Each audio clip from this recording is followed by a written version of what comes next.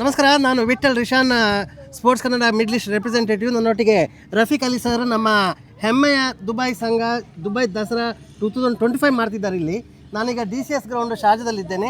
ಇಲ್ಲಿ ನಮ್ಮ ದುಬೈ ಸಂಘದ ಎಲ್ಲ ಕಮಿಟಿ ಮೆಂಬರ್ಸು ನನ್ನೊಟ್ಟಿಗಿದ್ದಾರೆ. ನಮಸ್ಕಾರ ರಫೀಕ್ ಅಲಿ ಸರ್. ನಮಸ್ಕಾರ. ಇದೀಗ ದಸರಾ 2025 ಮಾಡ್ತಿದ್ದೀರಿ. ಸೊ ಇದು ಯಾವ ಡೇಟಲ್ಲಿ ಆಗ್ತಿದೆ ಮತ್ತು ಎಲ್ಲಿ ಆಗ್ತಿದೆ ಸರ್? ಸ್ಪೋರ್ಟ್ಸ್ ಕನ್ನಡ ಚಾನಲ್ ವ್ಯೂವರ್ಸ್ಗೆ ಎಲ್ಲರಿಗೂ ನನ್ನ ನಮಸ್ಕಾರಗಳು. ನಾವು ಹೆಮ್ಮೆಯ ದುಬೈ ಕನ್ನಡ ಸಂಘದ ಎಲ್ಲ ಸರ್ವ ಪದಾಧಿಕಾರಿಗಳು ಇಲ್ಲಿ ಇದ್ದೀವಿ. ಇವತ್ತು ಇಲ್ಲಿ ಸೇರಿದ ವಿಷಯ ಏನಂತ ಹೇಳಿದರೆ, Dubai Dasara sports and cultural fest 7ನೇ ವರ್ಷದ್ದು ಆ ಒಂದು ಭಾಗವಾದ ಕ್ರಿಕೆಟ್ ಏನು 40 ಟೀಮ್ಗೆ ನಾವು ಕಳೆದ ವಾರ ಮಾಡಿಸಿದ್ದೀವಿ. ಅದರ ಫೈನಲ್ ಇವತ್ತು ನಡೆಯಿತು. ಸೊ ಇವತ್ತು ಗ್ರಾಸ್ ಗ್ರೌಂಡಲ್ಲಿ ನಡೆದ್ಬಿಟ್ಟು ನಾವೆಲ್ಲ ಟೀಮೆಲ್ಲ ಆಲ್ರೆಡಿ ಹೋಗಿದ್ದಾರೆ. ಅದರ ಭಾಗವಾಗಿ ನಾವು ಇಲ್ಲಿದ್ದೀವಿ. ನಮ್ಮ ದುಬೈ ದಸರಾ ಇದು 7ನೇ ವರ್ಷ. ಈ 7ನೇ ವರ್ಷ ದಸರಾವು ಎತಿಸಲಾತ್ ಅಕಾಡೆಮಿ ಸ್ಪೋರ್ಟ್ಸ್ ಆ್ಯಂಡ್ ಲೀಜರ್ ಕ್ಲಬ್ಬಲ್ಲಿ ಬರುವ ಭಾನುವಾರ 21ನೇ ತಾರೀಕು ಡಿಸೆಂಬರ್ಗೆ ಬೆಳಿಗ್ಗೆ 8ರಿಂದ ಸಂಜೆ 11 ಗಂಟೆಗೆ ಅದು ವಿವಿಧ ರೀತಿಯ ಕ್ರೀಡಾ ಸ್ಪರ್ಧೆಗಳು, ವಿವಿಧ ರೀತಿಯ ಸಾಂಸ್ಕೃತಿಕ ಸ್ಪರ್ಧೆಗಳು, ಅದೇ ರೀತಿ ಕಲ್ಚರಲ್ ಇದು ಮ್ಯೂಸಿಕಲ್ ನೈಟ್, ಸಂಗೀತ ಸಂಜೆ, ಇದರ ಈ ರೀತಿ ಸುಮಾರು 10 ಹಲವು ಕಾರ್ಯದಿಂದ ನಡೀತಾ ಇದೆ. ಅದರ ಜೊತೆ ನಮ್ಮ ಸಂಘದ 10ನೇ ವರ್ಷದ ದಶವಾರ್ಷಿಕೋತ್ಸವ, ನಾವು ಈ ಸಂಘ ಕಟ್ಟಿಕೊಟ್ಟು ದಶವಾರ್ಷಿಕ 10 ವರ್ಷ ಆಯಿತು. ಅದೇ ರೀತಿ ಆ ಒಂದು ಕಾರ್ಯಕ್ರಮದಲ್ಲಿ ಈ ರೀತಿ ಹಲವು ವಿಷಯಗಳು ಇದೆ.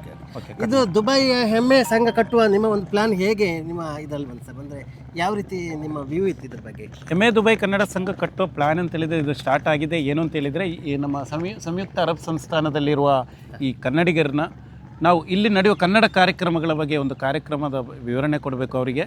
ಅದೇ ರೀತಿ ಇಲ್ಲಿ ಕನ್ನಡದವರು ಏನಾದರೂ ಕಷ್ಟದಲ್ಲಿದ್ದರೆ ಅವರಿಗೆ ಏನಿಲ್ಲ ಅಂತ ಹೇಳಿದ್ರು ಒಂದು ಪರಸ್ಪರ ಮಾತಾಡಿಸುವ ಒಂದು ಕೋಆರ್ಡಿನೇಟ್ ಮಾಡಿ ಒಂದು ಅವರನ್ನು ಕಮ್ಯುನಿಕೇಟ್ ಮಾಡಿ ಅದರ ಒಂದು ಹೆಲ್ಪ್ಸ್ಬೇಕು.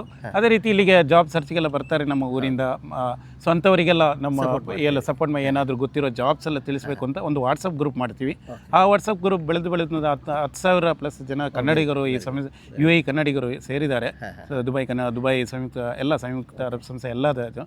ಸೊ ಆ ರೀತಿ ಒಂದು ಮುಂದುವರೆದು ನಾವು ಒಂದು ಸಂಘ ಆಗಿ ಈ ಮಟ್ಟಕ್ಕೆ ಸದ್ಯಕ್ಕೆ ಎಲ್ಲರ ಬೆಂಬಲದಿಂದ, ಅದು ಜನರ ಬೆಂಬಲದಿಂದ ನಮ್ಮ ಜೊತೆ ಕೆಲಸ ಮಾಡುವ ಎಲ್ಲ ವಾಲಂಟಿಯರ್ಸ್ ಆಗಿರ್ಬೋದು, ಅದೇ ರೀತಿ ನಮ್ಮ ಸಂಘದ ಕಾರ್ಯಕಾರಿ ಸಮಿತಿ ಆಗಿರ್ಬೋದು, ನಮ್ಮ ಸ್ಪಾನ್ಸರ್ಸ್ ಆಗಿರ್ಬೋದು, ಅದೇ ರೀತಿ ನಮ್ಮ ಜನಗಳು ಕನ್ನಡಿಗರು ಏನು ನಿವಾಸಿಗಳಿದ್ದಾರೆ ಎಲ್ಲರ ಬೆಂಬಲದಿಂದ ನಾವು ಈ ಒಂದು ಮಟ್ಟದಲ್ಲಿ ಬೆಳೆದು ನಿಮ್ಮೆಲ್ಲರ ಸಪೋರ್ಟಿಂದ ಈ ಒಂದು ಮಟ್ಟದಲ್ಲಿ ಇದ್ದೀವಿ. ಇದು ದುಬೈ ದಸರಾ 2025 ಎಷ್ಟು ಸ್ಪೋರ್ಟ್ಸ್ ಆಕ್ಟಿವಿಟೀಸ್ ಎಲ್ಲ ಇದೆ ಸರ್? ಈಗ ಕ್ರಿಕೆಟ್, ಫುಟ್ಬಾಲ್ ಇದೆಲ್ಲ ಇದೆ, ಯಾವುದೆಲ್ಲ? Dubai Dasara sports first of all ಎಷ್ಟು ಆ್ಯಕ್ಟಿವಿಟಿ ಇದೆ ಅಂತ ಹೇಳೋದಕ್ಕಿಂತ ಮುಂಚೆ, ಇದು ಯಾವ ರೀತಿ ನಾವು ಇದನ್ನು ಈ ಒಂದು ಕಾನ್ಸೆಪ್ಟ್ ನಮಗೆ ಬಂದಂತ ಹೇಳಿದರೆ, ಇಲ್ಲಿ ದುಬೈಯಲ್ಲಿ ಅಂತ ಹೇಳಿದರೆ ಹಲವು ವಿದೇಶಗಳಲ್ಲಿ ಕನ್ನಡ ರಾಜ್ಯೋತ್ಸವ, ಅದೇ ರೀತಿ ವಿವಿಧ ಸಾಂಸ್ಕೃತಿಕ ಕಾರ್ಯಕ್ರಮ ನಡೆಯುತ್ತೆ ಹೊರತು ದುಬೈ ದಸರಾ ಅಂತ ಹೇಳಿದರೆ ನಮ್ಮ ನಾಡಹಬ್ಬ, ಅದು ನಮ್ಮ ಒಂದು ಹೆಮ್ಮೆಯ ಗುರುತು. ಆ ಒಂದು ಮೈಸೂರು ದಸರಾ ಪ್ರಯುಕ್ತ ನಾವು ಏನಕ್ಕೆ ಒಂದು ದುಬೈಯಲ್ಲಿ ಅದೇ ರೀತಿಯ ಒಂದು ಕಾನ್ಸೆಪ್ಟ್ ಇಟ್ಟು ಒಂದು ಸ್ಪೋರ್ಟ್ಸ್ ನಡೆಸಬಾರ್ದು ಅಂತ ಫಸ್ಟು. ಸೊ ನಾವು ಸ್ಪೋರ್ಟ್ಸಿಗೆ ಫಸ್ಟ್ ಒಂದು ನಮ್ಮ ಫ್ಯಾಮಿಲಿಯನ್ನೆಲ್ಲ ಇಟ್ಟು ಒಂದು ಕಪಲ್ಸ್ಗೆ ಬ್ಯಾಡ್ಮಿಂಟನ್ ಒಂದು ಸ್ಟಾರ್ಟ್ ಮಾಡಿದ್ವಿ. ಅಲ್ಲಿಂದ ಆ್ಯಡಾಗಿ ಇಲ್ಲಿ ಈಗ ಒಂದು ನಿಮಗೆ ಹೇಳಬೇಕು ಅಂತ ಹೇಳಿದ್ರೆ 10-15 ಥರ ಗೇಮ್ಸ್ ಇದೆ. ಅದರಲ್ಲಿ ಕ್ರಿಕೆಟ್ ಆಗಿರ್ಬೋದು, ಬ್ಯಾಡ್ಮಿಂಟನ್ ಆಗಿರ್ಬೋದು, ಇದರಲ್ಲಿ ಬಂದ್ಬಿಟ್ಟು ಎಲ್ಲದು ಸಣ್ಣ 5 ವರ್ಷ ಮಗುವಿಂದ 55 ವರ್ಷ ಇರುವ ಇದು ವಯಸ್ಸಾದವರು ಸಹ ಈ ಒಂದರಲ್ಲಿ ಭಾಗವಹಿಸ್ತಾರೆ. ಸೊ ಅವರಿಗೆ ಕಬಡ್ಡಿ ಆಗಿರ್ಬೋದು, ಅಥ್ಲೆಟಿಕ್ಸ್, ರನ್ನಿಂಗು, ಲಾಂಗ್ ಜಂಪು, ಆ ರೀತಿ ಸುಮಾರು, ಬ್ಯಾಡ್ಮಿಂಟನು, ಅದೇ ರೀತಿ kabaddi, football, throwball, volleyball, kho kho, ಈ ರೀತಿ 10 ಹಲವು ಗೇಮ್ಸು, ಚೆಸ್ಸು, ಈ ರೀತಿ ಸುಮಾರು ಗೇಮ್ಸು. ಅದೇ ರೀತಿ ನಾವು ಸಾಂಸ್ಕೃತಿಕ ಸ್ಪರ್ಧೆಯನ್ನು ಇಡ್ತೀವಿ. ಲೇಖನ ಸ್ಪರ್ಧೆ, ಅದು ಲೇಖನ ಬಂದ್ಬಿಟ್ಟು ನಮ್ಮ ಈ ದೇಶದ ಬಗ್ಗೆ ಅಥವಾ ನಮ್ಮ ಕರ್ನಾಟಕದ ನಮ್ಮ ಕಲ್ಚರು, ನಮ್ಮ ಸಂಸ್ಕೃತಿ ಬಗ್ಗೆ, ನಮ್ಮ ನಾಡು ನುಡಿ ಬಗ್ಗೆ, ಅದೇ ರೀತಿ ಇದು ಮೈಸೂರು ದಸರಾ ಬಗ್ಗೆ ಈ ಒಂದು ಲೇಖನ ಸ್ಪರ್ಧೆ, ಏನು ಕವಿತೆ ಸ್ಪರ್ಧೆ, ಅದೇ ಕ್ವಿಝ್, ಈ ರೀತಿ ಆ ಕಾನ್ಸೆಪ್ಟಲ್ಲೂ ನಾವು ಬರೀ ಸ್ಪೋರ್ಟ್ಸ್ ಅಂತಲ್ಲ, ಆ ರೀತಿ ಸಾಂಸ್ಕೃತಿಕವಾಗಿ ನಮ್ಮ ಸಂಸ್ಕೃತಿಯನ್ನು ಬೆಳೆಸೋದಲ್ಲ, ಒಂದು ಅಟ್ಲೀಸ್ಟ್ ನಮ್ಮ ಪೀಳಿಗೆಗೆ ಒಂದು ರಿಮೈಂಡ್ ಮಾಡೋ ಒಂದು ಕೆಲಸ ಮಾಡ್ತಾಯಿದ್ದೀವಿ.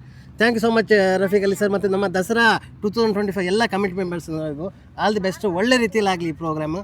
Thank you so much. Thank you sir. Thank you. ಧನ್ಯವಾದಗಳು ಸ್ಪೋರ್ಟ್ಸ್ ಕನ್ನಡಕ್ಕೆ.